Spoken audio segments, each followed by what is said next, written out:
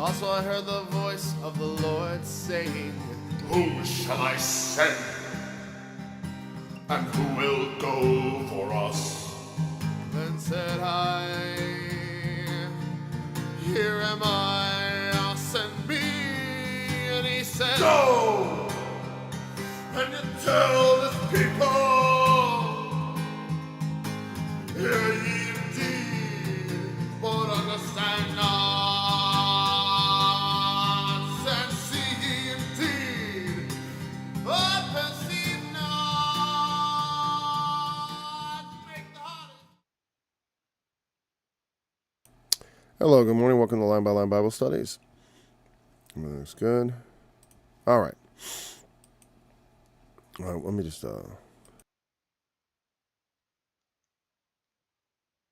Okay. We're continuing in John chapter 12. Let's pick it up with verse 1. Of course, we're going to pick it up at verse 34, though, when we look at it in detail.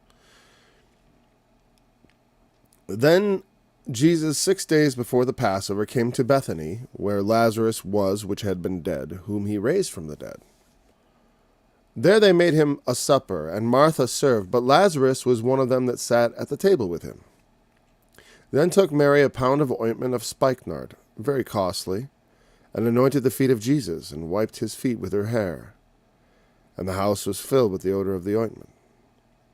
Then said one of his disciples, Judas Iscariot, Simon's son, which should betray him, Why was not this ointment sold for 300 pence and given to the poor? This he said not that he cared for the poor, but because he was a thief, and had the bag, and bare what was put therein. Then said Jesus, Let her alone. Against the day of my burying hath she kept this. For the poor always ye have with you, but me ye have not always. Much people of the Jews therefore knew that he was there, and they came not for Jesus' sake only, but that they might see Lazarus also, whom he had raised from the dead. But the chief priests consulted that they might put Lazarus also to death, because that by reason of him many of the Jews went away and believed on Jesus. On the next day, much people that were come to the feast, when they heard that Jesus was coming to Jerusalem, took branches of palm trees and went forth to meet him, and cried, Hosanna! Blessed is the King of Israel that cometh in the name of the Lord. And Jesus, when he had found a young ass, sat thereon, as it is written, Fear not, daughter of Zion, behold, thy king cometh, sitting on an ass's colt. These things understood not his disciples at the first. But when Jesus was glorified, then remembered they that these things were written of him, and that they had done these things unto him. The people therefore that was with him, he called Lazarus out of his The people therefore that was with him, when he called Lazarus out of his grave, and raised him from the dead, bear record. For this cause the people also met him, for that they heard that he had done this miracle. The Pharisees therefore said among themselves, Perceive ye how ye prevail nothing? Behold, the world is gone after him. And there were certain Greeks among them that came up to worship at the feast. The same came therefore to Philip, which was of Bethsaida of Galilee, desired him, saying, Sir, we would see Jesus. Philip cometh and telleth Andrew, and again Andrew and Philip tell Jesus. And Jesus answered them, saying, The hour is come that the Son of Man should be glorified. Verily, verily, I say unto you, except a corn of wheat fall into the ground and die, it abideth alone. But if it die, it bringeth forth much fruit. Hold on.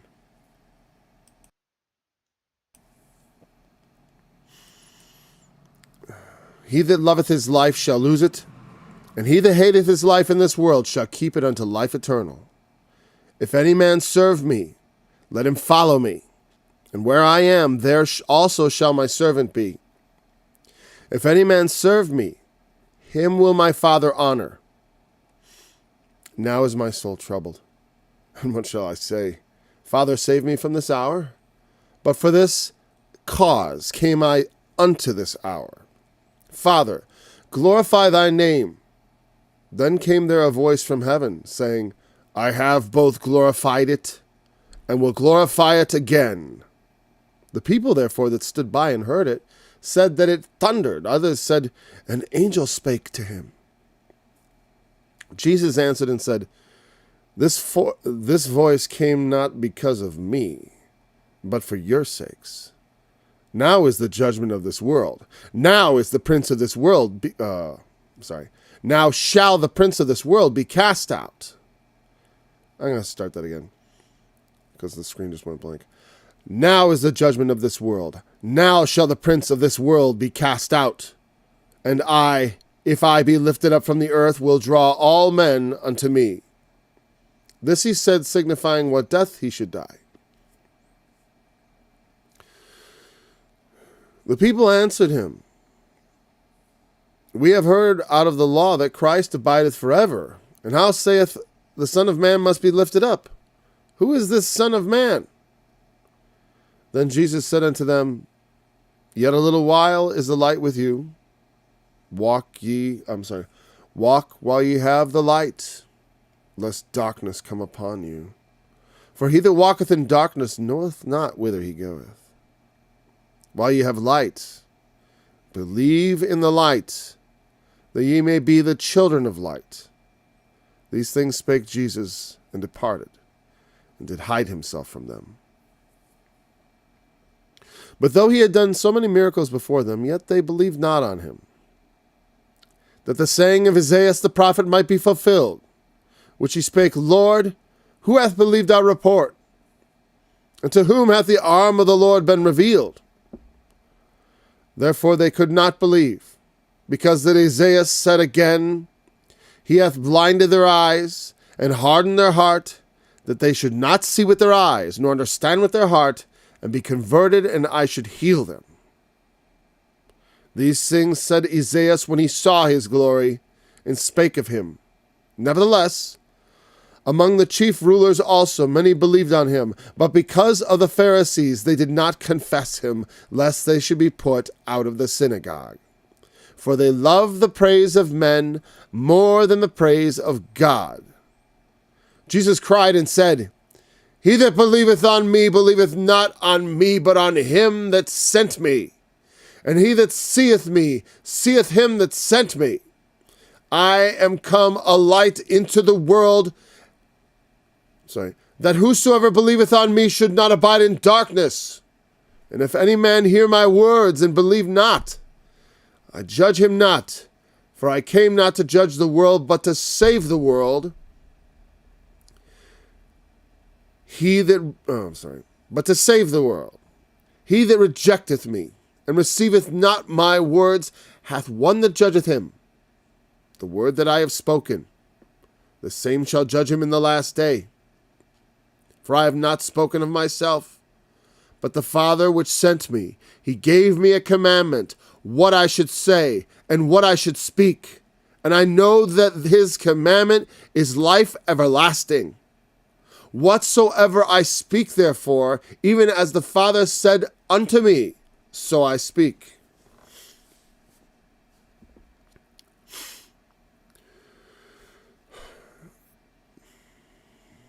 So, after he makes this declaration about the grain of wheat, and about losing your life, except the corn of wheat fall into the ground and die, abideth. They kind of got it, apparently. Well, I suppose. Well, let's see again here. We covered these verses last time. I just want to...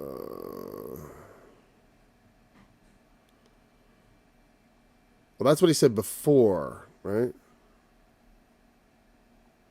Where he's in the...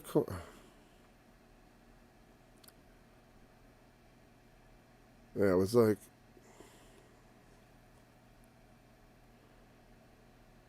Okay, what was that? Where was it when he said, except a grain of wheat? Oh, there, wait, and I saw that. Was it in the last chapter where he says the Son of Man will be lifted up? Why is it? Why is it? I just cannot. I don't note the verses as I go by. That must be. No, there it was in verse 32, the end. If I be lifted up from the earth. He said that signifying what death he should die. Right? And we talked. I'm not going to go back into the prince of this world because, gosh, I could talk a long time about that. The people answered him, we've heard out of the law that Christ abideth forever. And how sayest thou the Son of Man must be lifted up? So,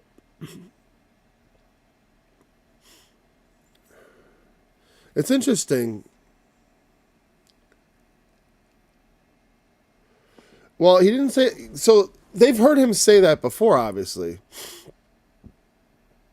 Let me see. Did he say it? Wait, does he say the Son of Man must be lifted up here? I know he said it before, right? He said it to them. And so these are people that are probably have heard things he says, I guess, you know what I mean?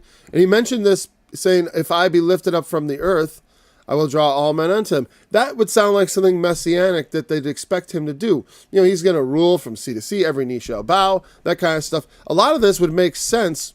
The prince of the world is being cast out. Like they ask him a question. They come and tell him, okay, these guys want to see you. And then so he reveals himself. Everyone wants to see Jesus, but every time he reveals himself to them, they don't believe in him. Not, of course, Mary confessed to Martha, and of course his apostles, his disciples. They confess him, but many people won't, as it's explained, right? Who is this Son of Man? How do you wait? We take you for the Messiah, and this Son of Man being lifted up, and we've heard of this speaking of death or something. That's what it sounds like to me, because when he says, if I be lifted up from the earth, it almost sounds like his ascension and like his glorification. I know that's not what he's talking about because it says he's signifying what death he should die. But I'm just thinking of how people might, because his words are constantly being misinterpreted by people around him. And when you read it, you understand that. So it is also important for us to be careful that, it's very easy for us to misinterpret his words because he purposely makes them easy to misinterpret. You need the guidance. We need the guidance of the Holy Spirit. Not you. I do. We all do. One needs the guidance of the Holy Spirit to decipher it properly. Because you'll get most of it. But at key points, you will be blinded. And also blinded at the most sensitive spot at all, which is actual belief. And without actual belief, it's very easy to think there just is no correct interpretation. That it's just a bunch of, it's a bunch of, insensible gobbledygook. Not completely, of course, but that's how some unbelievers, they look at the Bible as this thing written by, it's the goat herder's guide to the galaxy. Because they don't know anything about the Bible, really. They just know some things, enough things to hold it in contempt. And the Lord is very content to allow that state of being. You look at the way he sent his Son into the world, very easy to be contempted. Because he comes and he tells you the truth, and they hated him for it. And he doesn't reveal to them the information that he tells them the truth, but he doesn't give it to them in such a way that their eyes are opened, that they can allow that to enter into their hearts as belief and then be like, whoa, I should change my behavior immediately. I should bow before this person immediately, or some key of understanding that they would know this is the Son of God. The Son of Man is a term Jesus coined for himself. Because from his perspective, that's what he had become, a son of man. He was the Son of God, right? But also, he lived as a man. And so the Son of Man, the human flesh, had to die. He had to endure death. And in so doing, he offers us life. His life, the life that he brings through the cross, because that is his bargain, basically. That's what God has offered. And like I said before, a lot of times people go, well, why? It's like because you have to put the proper amount of gravity on this. We want to live forever. Well, there's a price to pay for the sins we've committed in our lives. They're not without consequence. You can't go into eternity with God thinking that existence is inconsequential. You can't be a traitor like Judas. We can't be traitors. We can't be liars. No such things will exist in God's kingdom. The outside of the gates, it's all outside, not inside. And that's just a metaphor for the second in darkness. You're dead on your feet. You don't know where you're going. You're headed straight to the grave is where you're going. You're walking right down into the mouth of hell is what you're doing. And walking in darkness, there's a proverb that equates it with sin. I always want to say that there was something I knew that it was, because when you have darkness, how can you possibly hit the mark? How can you possibly do things right except by accident? By just virtue of, and that's in a sense we have maybe like a lot of people, like I said, they don't murder because they're not murderers. They don't murder because there's no opportunity. They're never tempted to it.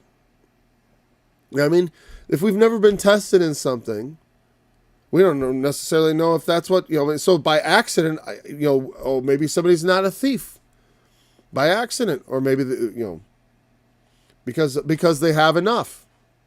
And they're the type of people who would only become thieves if they didn't have enough. But it's in them. But by accident, that's what I'm saying. It's like when walking in darkness, when you don't know the right way, if you don't have the Holy Spirit, you could easily stumble. And that's the point. And Christ is the light, though. He equates himself to it because through him we have access to the perfection of God's righteousness. Like we can one, it's imputed to us.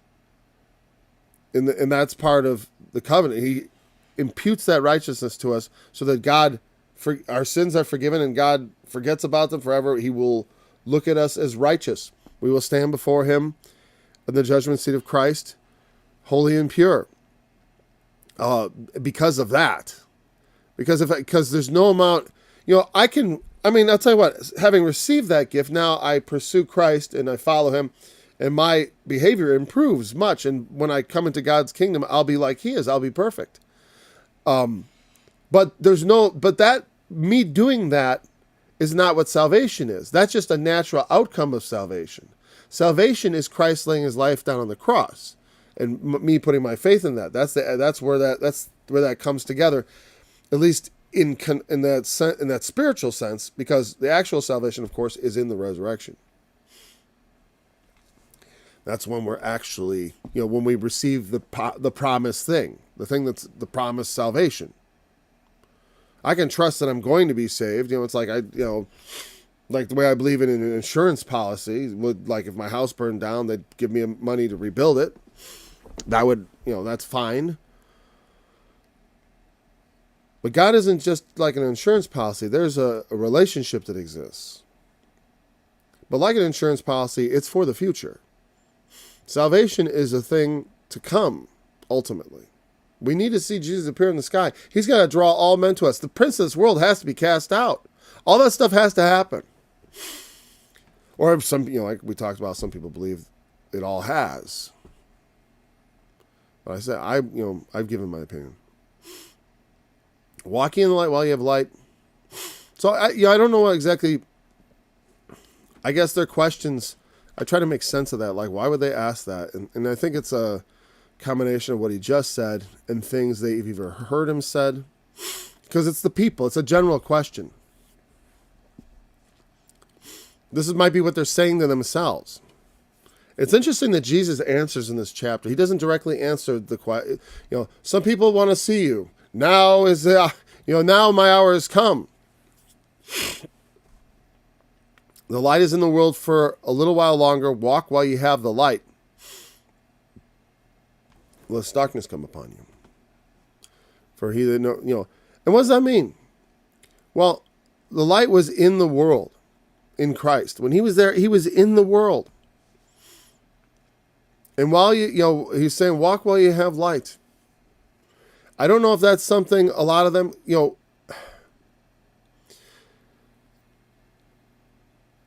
Well, the beautiful thing is when we receive Christ, when we believe in him, he becomes a light in us forever. The light is not, and it's interesting to me that he said to Judas, not to Judas, but when Judas said, why wasn't this time? Why wasn't this sold for 300 pence, right? And he says to him, the poor you have always with you, but me you don't. I'll tell you what, one of the things Jesus said to me was, I will never leave you nor forsake you. I think it's interesting that he would say that to Judas. You know what I mean? You don't always have the light with you, Judas. You always have the poor with you. There's always time to take care of the poor, but the light, you don't always have. And he says also to the people here, and they kind of don't believe him, right? It says that here, they don't believe. And it gives the reasoning from Isaiah, right? Because they're blind. They can't walk in the light because they can't experience it. Now, he's physically there. And that's why he says, this voice came for your sake, so you could believe. And many did, actually, but many did not. As it said, for fear of being put out of the synagogue, they wouldn't confess it. Because many did believe, because he'd done so many miracles. But many did not, especially not the leaders, especially not the Pharisees, especially not the learned religious folks. Not all, but enough of a let's say a majority or a plurality to cause others to fear, saying what they believe. It makes me think of like what happened during the pandemic when so many people were afraid to contradict the official narrative, which is an obscene, it's like we need to have when it comes to matters of life and death, there's never more important time to have a vigorous debate. Never more important time. You don't just all everyone just step into line. That's important once we've figured out what we should do. Because the problem was they misunderstood the question. The question was not a scientific one, but a moral one. How do we? It's a question of like we've got there's 3 people in a lifeboat kind of a question. It's not for scientists to answer. It's a moral question. Because they have their idea was we'll eradicate the thing. And that'll be our first priority, eradicate the thing. And then now, we don't have the tools to eradicate the thing. That was not going to happen when we lied. Whatever. Sidetrack. I'm not going to go on about that anymore today. Okay, so he said those things. So what I'm saying is, but here's the thing. If your eyes are open, you have the light. It's still with you in the world. That's why he calls us to be lights also. Let your light so shine before men. He is our light. He is our light that we shine before people. We hold up Jesus. He is our God. We say that he is the one that you should put your faith in. He is the one who God sanctified and sent into the world.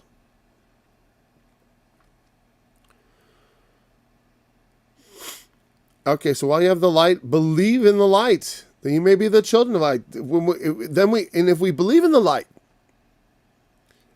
it will remain with us, unlike Judas. And we'll get to proving that in chapter 14, because he comes and dwells with us. He dwells in me. The light dwells in me. The light is not in the world, but it's in me, and I have access to it. You know what I mean? It's like, so. And it's in you too when you believe, of course. And what is it about light? When you say the light, it gets to be kind of generic after a while, right? It could be seen as, you want to, there's more to, what does it mean?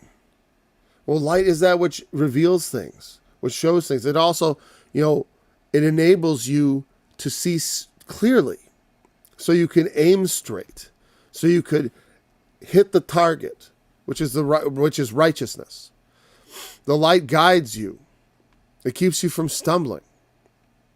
It it enriches all our life. When we need the light, it's something that's like, well, what would we do without light?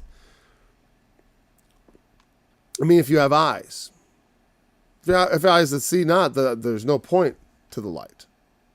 I mean, and, nothing against blind people, but people who see, for us, blindness is like a disaster because we are so dependent on our eyes. I've said this before. People born blind actually are in better shape than someone who loses their sight. Because when you're a sighted being, your brain, you put a lot of wiring in your brain dedicated to those eyeballs. And when you lose them, you're like, oh boy, you can't see.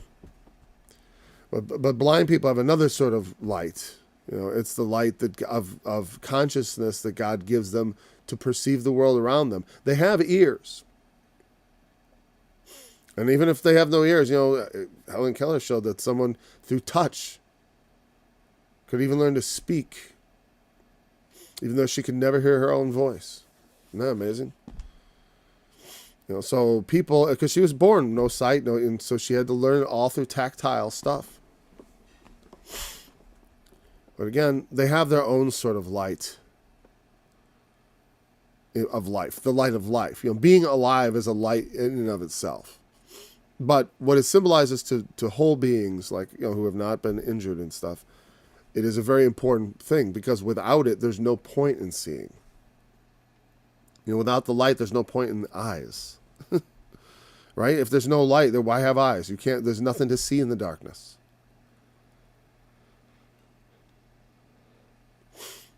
While you have the light to believe in the light, they may also be the children of light.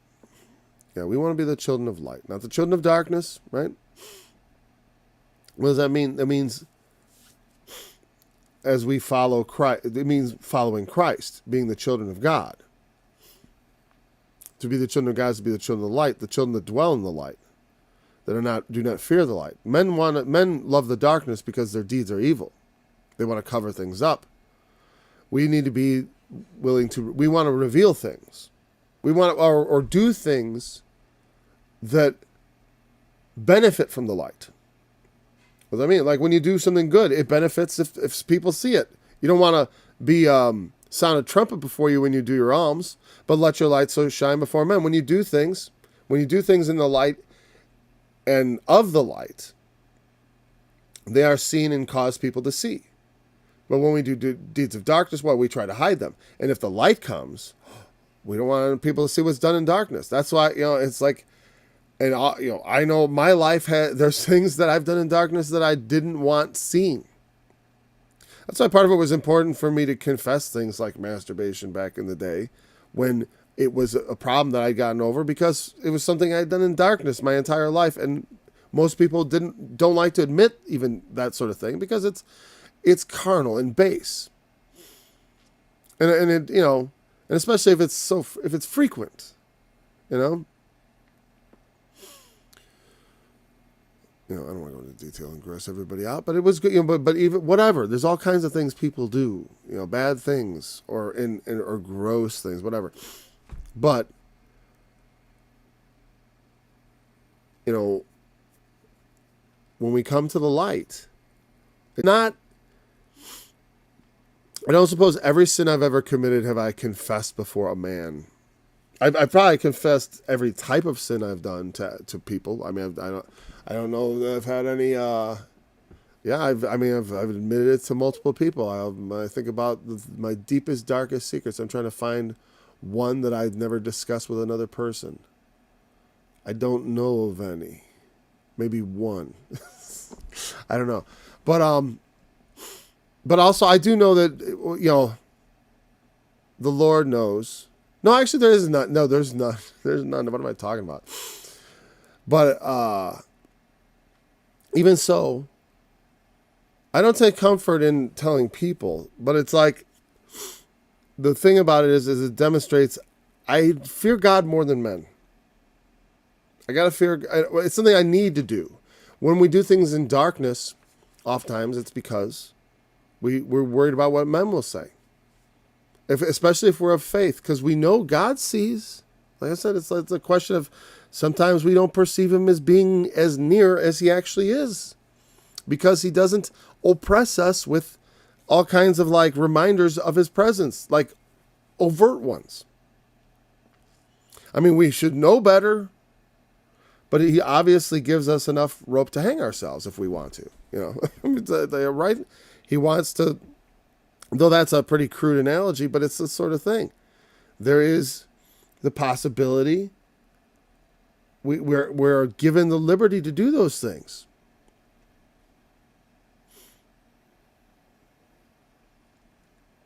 But it's also, again, it's a liberty to do those things. Like it says, once you were free from righteousness when you were servants of sin, now being servants of righteousness, you're free from sin.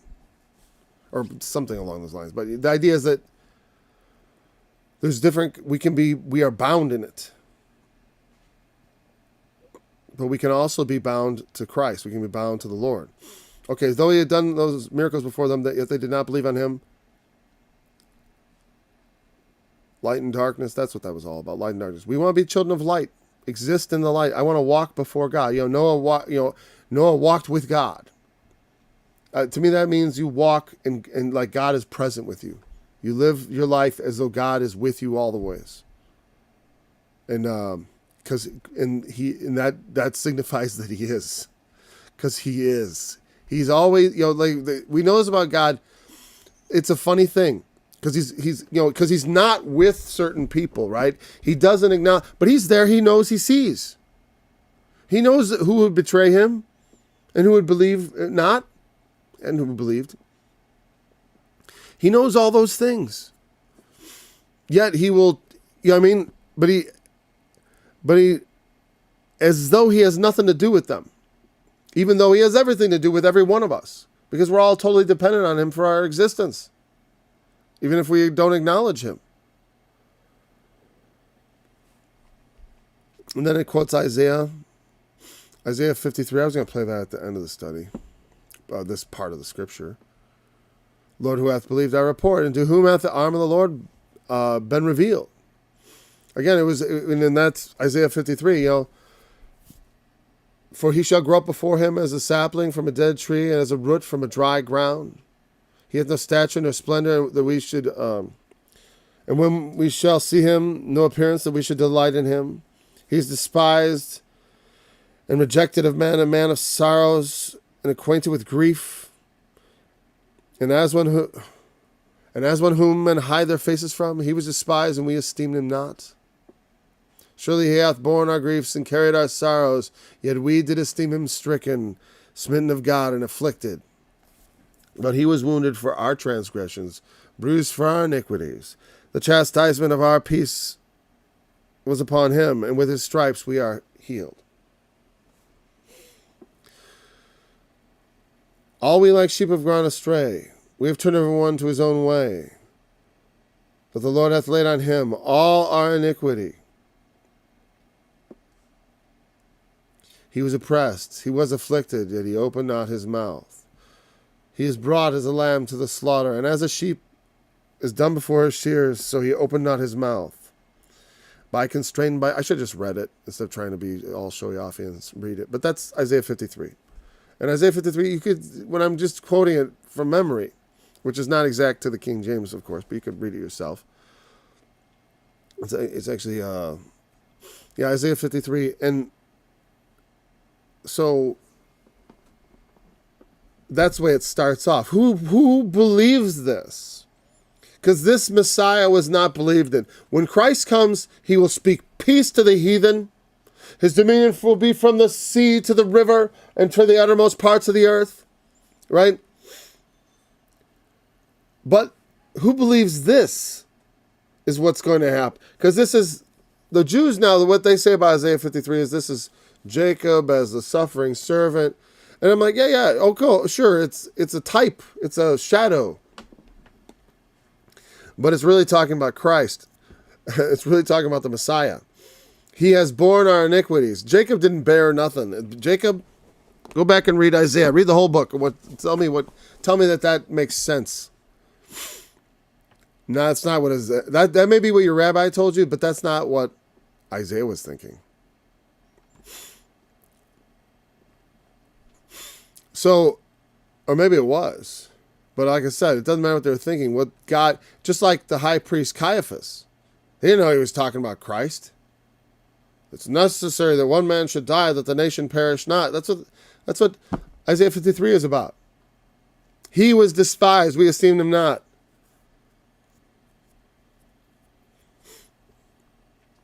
You know, they esteem themselves all right, and their own suffering.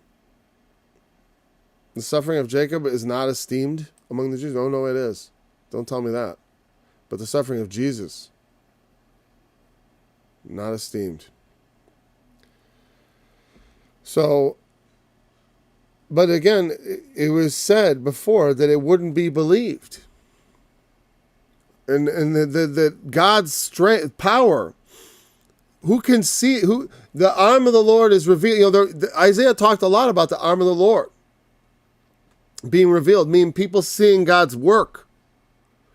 That's what it's talking about Isaiah. Though they see the work of God, though they see the miracles, but they can't believe the report because it's just not what they want. The idea of the suffering Messiah was not on some people's radar. They did not see that coming. They did not understand it. Neither could they receive it. All they understand is the kind of stuff that you read about in Revelation when Christ comes on his white horse and takes the sword out and slits his enemies open. That's the only kind of power they really understand. They understand the power of mercy and the power of faith and the power of judgment. Like meaning let them hang themselves. Because that's what he said. I'm not it's the words that I speak. Because you know why? Because I told you the truth. I told you the truth. You believe me not. I'm not going to judge you. The words will judge you. You saw the miracles. You heard the words. You think I'm lying? No, I told you the truth. Therefore, they could not believe. Because Isaiah said, it's not a question of, it is. Now I want to look in the Greek. Does it really give us that liberty to say could not, like, and really emphasize that? Certain Greeks. Well, let's see. They could not believe. Yeah, okay. That word could is to be able or to have power. So unlike, remember before it said, there was one where it says, you cannot hear my words, but it really is, it's just, you don't hear my words. It's not can. Because they didn't have a word like this, dunamai, which is related to dunamis. It means, it's like power. This is just the verb form of dunamis, power, dunamai. And it means to be able to have power. So, they were not able to believe. Here it spells it out. So it's like I said, you can get that verse. That's the cool thing. It's like, even because you cannot hear my words, even though it wasn't written that way, even though it doesn't say, even though you are not able to hear my words. I'm talking about John 8. If you remember when we were studying John 8, I sort of felt a bit sheepish because I had emphasized cannot, and there is no dunamis, power, can, ability in that verse. I didn't find it. You know, it could be an error on the Bible Hub, but I don't think so, because it doesn't require it really. But here it has it. They had not the power to believe. Dunamai, not. You know, it is. It's strong. It's a strong statement. And that's what I'm saying. Even though I was wrong, even though I had misread that in the past in John 8, it's still right. That's what I'm talking about when I say I can be wrong about my interpretation in a particular instance and also be totally right. You know what I mean? In that case. Because even though that interpretation of that passage is wrong, that is still the truth. The belief, it is not of yourself, it is the gift of God. People often in that, you know, I guess some people would say that, you know, like it says, that not of yourself, it is the gift. You're saved by grace through faith, and that not of yourself is the gift of God. I think it's redundant to call grace to say grace is not of yourself, it is the gift of God, because you would never think grace was of yourself. The thing that he has to tell you is not of yourself is the faith, because the grace, you're saved by God's grace. There's no, the idea that you would think, oh, my grace, not of me, that's just an absurd reading of that passage. It's absurd. No, you're saved by grace through faith, and that not of yourself, that refers to faith. It can only refer to faith, in my opinion, because it just doesn't, I don't say it. That not of yourself, it is the gift of God. Faith is a gift of God, and I know it's a gift of God because it says all throughout the Gospels that no one could believe unless God let them do it. You know what I mean? He knew from the beginning who would believe and who would believe not, because only God could reveal it to people. Flesh and blood hath not revealed this to you, Simon Peter, but my Father which is in heaven. It is the gift of God. Faith is the gift of God. If you have faith, God has blessed you. If you have faith unto salvation, you are even more. Because some people just like, they have faith, but it's like that one talent thing. Where it's like, I believe in Christianity, and then it's like, it does nothing. I buried it in the earth. And like I said, it doesn't mean, what it means to me is you don't have to be like a Bible teacher. It's like you got to live your life as a Christian. That's all. We got to do something with our faith other than just have it, possess it. Meaning, I possess this idea that I believe in Jesus. And like, yeah, I've been to church, and I went to, when I think of a lot of I think about in my family, the way that Catholicism was passed down, it seems like, it's like, that's, church will give you one talent, and often, give you that one. And you raised there as a kid, and you're sitting there holding one talent, and you don't even know what to do with it. Unfortunately, they don't tell you what to do with it, often. I don't know. Well, they do. I mean, because part of it, here's the thing. Going out and getting married, raising a family, that's part of what God has called us to do. So that part of your calling also, that's a work of God, raising up the next generation. There's all kinds of things we do that are obedience to Christ that grow out of our faith, even if we're not consciously doing it. So, don't get too, I don't want people to get too freaked out about the whole one time. Like, all I do is believe. Am I a nominal Christian? If you're thinking like that, you're not a nominal Christian. Nominal Christians do not think, am I a nominal Christian? If they do, that's they're stepping towards faith, towards true faith. Because true faith is a gift of God. You can't be possessed of that spirit without God getting to you somehow. People, the passion for it. Not everyone has to have equal passion, but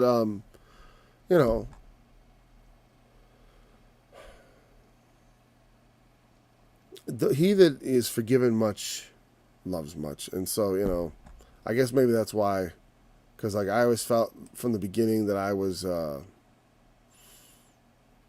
I needed to appease God because I was in trouble. These things said Isaiah when he hath blinded their eyes, hardened their heart, that they should not see with their eyes, nor understand with their heart, and be converted, and I should heal them. Isaiah 6, which I played at the beginning of the study. Right? That's one of my favorite passages. It has been for a long time. I love the scene on the throne room. He saw his glory. He saw the glory of God. In the year that King Uzziah died, I saw the Lord sitting on a throne, high and lifted up. It says that the Son of Man must be lifted up. The Lord was high and lifted up. It's interesting that because the cross, while at the same time being lifted up to be crucified and humiliated, but actually it was his glory. It's like now is the hour when the Son of Man shall be glorified. Because his death was glorious. For God to just go down and let something like that go down on his person is pretty steep, man. As far as I'm concerned, that's pretty steep grade right there. That's tough. And try to climb that hill. You know what I'm saying? That's what I'm saying. It's like it's like we have no idea what it would be like.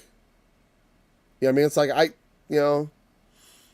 How often do we just submit to pain? I mean, it's one thing to just, I mean, let's not do this silly, right? Let's just not be, I mean, I want to say it because it's like, when I was young, I did things where I like, cut myself and stuff like that. That's not good. But so sometimes people do submit to pain because of pain. But the Lord, not him. He was not that he was afraid, but it's like he did not have any like mentally broken things that made him do strange things. Whereas, we have problems. He had solutions. So when Isaiah saw the glory, Isaiah is just Isaiah. When he saw his glory, he spake of him. That's what he said basically, he saw the throne, he saw the angels, and then the Lord says, "Who shall I send? Who will go for us?" And Isaiah says, "Me, I'll go." I say when I think it's so momentous in the prophecy because it's like when you offer yourself for service to the Lord, a lot of times you don't know what you're getting into.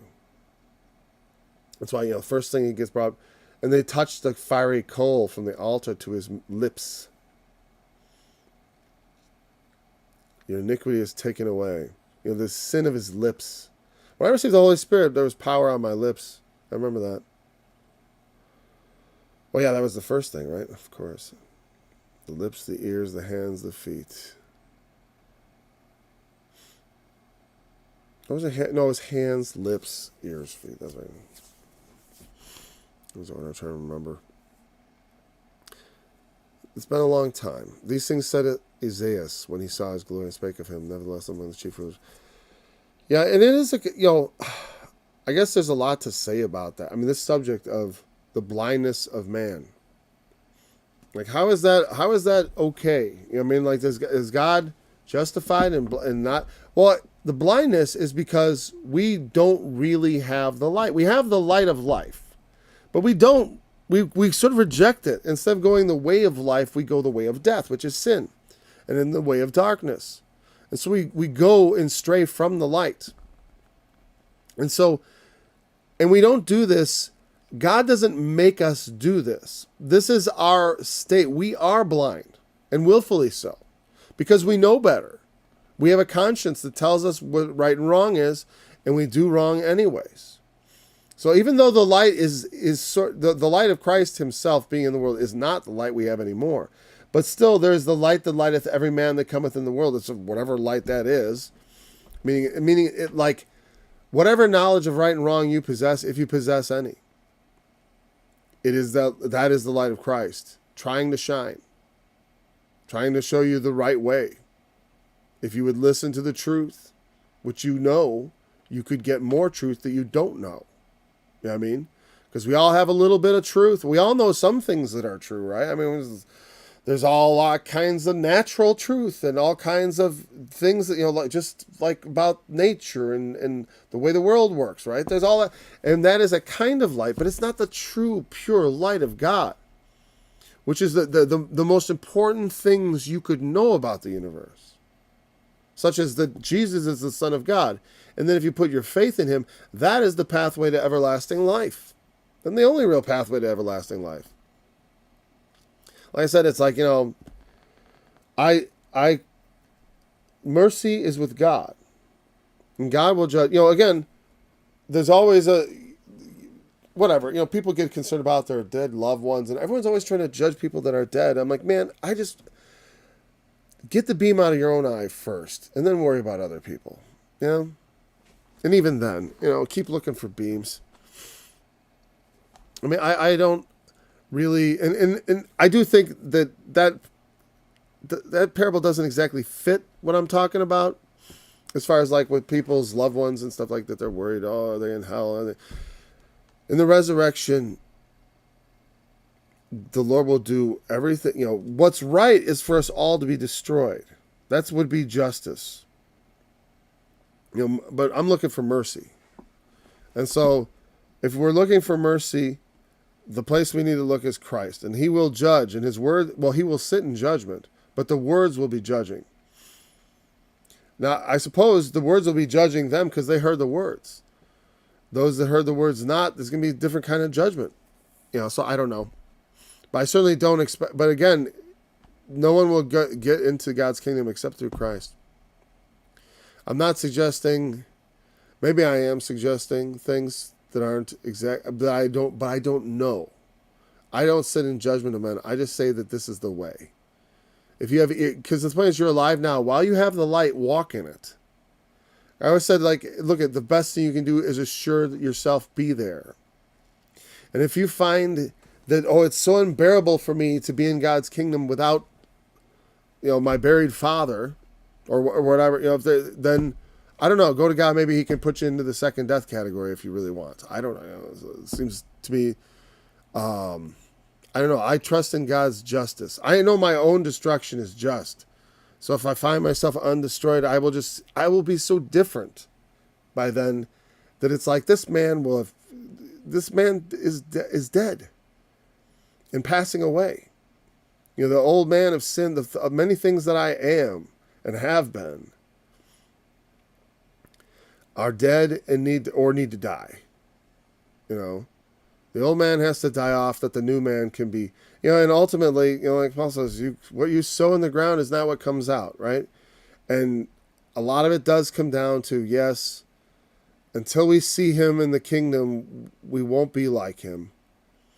But we are his workmanship created under good works. So like I said, I assure myself through seeing God's work in me. That's how I assure myself of my salvation. I don't think it's something that one should take for granted, especially when one is so far. If you find yourself far from righteousness and far from Christ, but you still think of yourself as Christian, that's a problem. Because if you have sin problems, but you're going to the Lord often and always, that's fine. It's not a good situation, but that you're walking after, you're seeking Christ. But if you're having sin and you're not seeking Christ and all that, that's a big problem. Because in some ways it's like, what, are you blind? Don't you see what you need to be? We believe in Jesus. That he says, I am the one. And all these things he's saying. It's not just, okay, I believe in you, because there was all kinds of people believing in the miracles and believing in this, and believing in that, believing in the full belly. So what do we really believe? How do you believe who you don't know? It's not enough to just take the reputation. That's the entry point. And when you believe it, and when people believe it, I do nothing except assume that God has called them. Right? Many are called, but few are chosen. That's the issue. Just like Judas, he was called but not chosen. And he was chosen in a certain way, but chosen for another purpose, because he was the devil. When he saw his going speculating, nevertheless, the chief rulers also, many believed on him. Many, but not necessarily a majority. But it's not just one or two. It's like there's a lot of, because there are a lot of chief rulers, elders of this nation and stuff. Because of the Pharisees.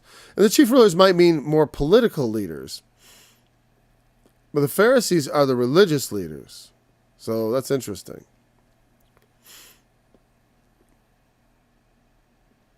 They didn't want to be put out of the synagogue. Yeah, there'll be people, I wonder what chief rulers actually means in Greek. What is it? Okay. But I can't believe I'm in danger of not finishing this chapter. Because it's such a good chapter, especially this last part. Where is it? Chief rulers. Oh, there we go. Let me get that.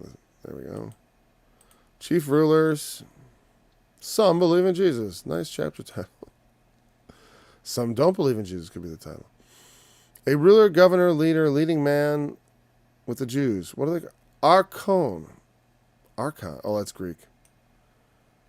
Okay. Archon, arche is the Greek prefix that they use often for like archangel, right? Archbishop, archon. It's someone who's ark. It means first in. It's like first in place. They're like the top man of whatever. It could be of 100 or of 1,000 or whatever, or of this city or of that place. They were just important people. Let's just say that. The archons. All right. So just important people believed in him. Because of the Pharisees, they did not confess, lest they should. Even they feared the power of the religious to put them out of the synagogue. We eject you from the synagogue. They shall put you out of the synagogues. Yea, the time cometh when whosoever killeth you will think that he doeth God's service. That's what Jesus said coming up. For they love the praise of men more than the praise of God. That's what I was talking about with the light. Walk in the light while you have light. I'm here. Now's your chance to confess me. That's another thing. Because they fear what men will. They're more worried about being part of the social fabric, the synagogue and all that, than they are about the truth. And that's how a lot of people are. Like that's what I said. That's why we have such a thing in our culture called virtue signaling. People like to show off to other people that they're good people. Even if the thing they're signaling over is not really good. That's the thing. We come into a time where people call evil good and good evil. Because like for example, a homosexual marriage, that's good. So a church that opposes such things, that's evil. In our world today, that is what the dominant cultural narrative says. Meaning that's what you get from TV. That's what you get from the people who control the levers of what people consume in their popular media. That's the, and it's not always explicitly said like that, but that's what's being pushed. Evil is good and good is evil. Sin is righteous and righteousness is sin. And when that puts people in the position, then you get in these weird situations now. Because that is the dominant cultural push, people begin to be afraid to say anything about it. Like about men who have, who have been taking hormones for a few months, going into women's washrooms and exposing themselves into locker rooms and bathhouses and spas and stuff. They go to places that are exclusive women-only spaces. And then they get naked, and people are like, hey, what are you doing? Why you this is a woman only place and you're showing your male thing. And they say, oh no, I'm not a man. But people are afraid to speak against that kind of nonsense. I understand why they don't want to go in the men's bathroom anymore. I do. I understand that part. Because I can imagine, being in a bathroom with a man like me when you've been and you've got horrible looking, deformed breast tissue growing on your chest, and you're obviously a man. You're obviously a man with blue hair. I'm thinking of a specific person I've seen around town. You're obviously a man with blue hair and misshapen, hormone-induced man boobs, essentially. And you're. It's just not passing at all. And so, I'm not going to be insulting to such a person. I'd always be polite to everybody. I don't try to give them the respect they're due as human beings. And this person's obviously confused and blinded. They don't have the truth at all. And, but when people like that do these things and people speak up, it's becoming hard for people to speak up because, well, oftentimes they find unsympathetic. Like there was a woman in some state, and she complained, and the staff of the spa or whatever it was like, no, you're the insensitive one. And there's some grandma that complained recently, and oh no, you're the one. You get put out of the synagogue. You get put out of that's cancel culture. That's what the putting out of the synagogue was. That's why they didn't, I don't want to be canceled and be put out of the synagogue. I want to be part of the social fabric. I want to participate in and be part of the cool kids. But they're not the cool kids anymore. They've become the almost like puritanical enforcers of a new kind of perverse morality. And yeah, and you shouldn't submit to that at all. I won't. That's why I got the Say Gay song, and I've got the language police coming. The language police. Oh, yes. Clearly a man with a gun in a gown. But we better play along, because she's got a gun. Yes, she's got a gun. So, you're a girl. That's when you got a gun to your head. There are very few people with a gun to their head, or with a perception of a gun to their head, that are going to stand up and speak the truth. They're going to just lie. Because they fear men more than God. And they love the praise of men more than the praise of God. It's just the same thing, formulated a different way. They'd rather have people say good things about them than be aligned with the truth where God will praise you. Do your alms in secret, so your Father that seeth in secret can reward you openly. I like it. Like if I do something nice for someone somewhere and whatever, I like to forget about it and remember not to tell people. It's because it's every bit. Why? What's that going to do for me? I want my wife to think I'm a good. I've wasted a lot of that good. A lot of that. I have squandered some of my heavenly treasure trying to impress my wife, I think, with my good deeds at times. So, because she also has access to all my bad deeds. So if there was ever a human being whose praise I do love, maybe not more than the love of God, because have my wife's praise to me is like having praise of God, because she's a spirit-filled woman. So, but also because she's not God, I don't want to use those kind of things to deceive her. Oh, look at all the good I'm doing, honey. It's it is a slippery slope. I want to be careful. I consider I haven't told her every good thing I ever did. So I have some alms left wherewith to be rewarded. But I'm not a big thing. Whatever. I don't want to start tooting my horn now. I abased myself, and I'll just leave myself on the floor. There we go. So when he says, then he cries with a loud voice, and we're at the end of the chapter, but it's also the end of the study. Let's see. Okay, he that seeth me. Yeah, there's too much here to talk about. I can't just skim over this in that half minute, right? So we'll pick it up with verse 44.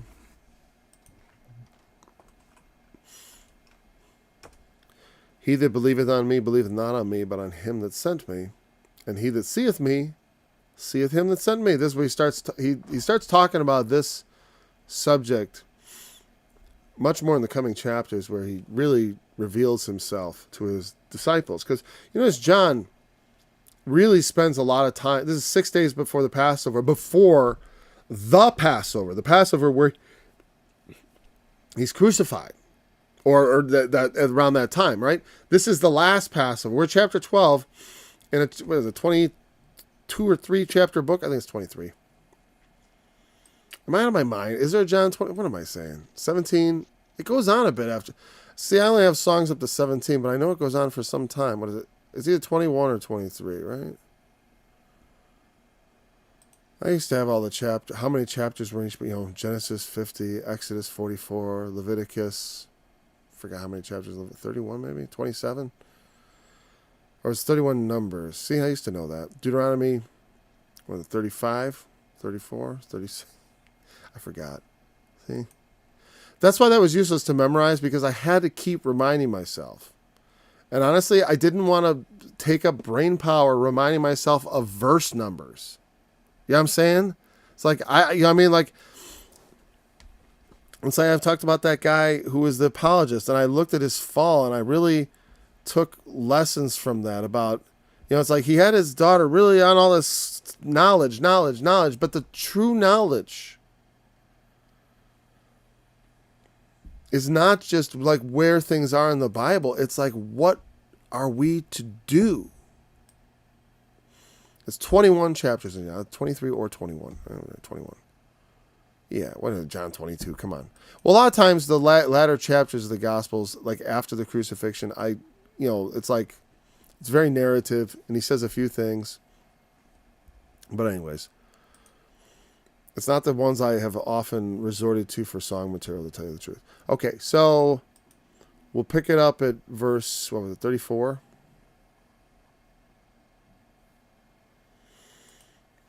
Tomorrow, okay. All right. No, not 34. Oh, that's chapter 13. Yeah. Oh, 44. We were at 34. Yeah, we'll check it right there. And we'll probably head into the next chapter. Anyway, we'll figure it out tomorrow. Thanks for joining this study. Here is, let's play a different song at the end. If you're hanging out for the end, let's have Isaiah 53. It's a little longer, but it's the end. We want the one with who has believed our report, right? That'd be this one. Who has believed our report, and to whom is the arm of the Lord revealed? For he shall grow before him as a sapling from a dead tree, and as a root out of a dry ground. He has no stature, no splendor, and when we shall see him, no appearance that we should delight in him. He is despised and rejected of men, a man of anguish and acquainted with grief.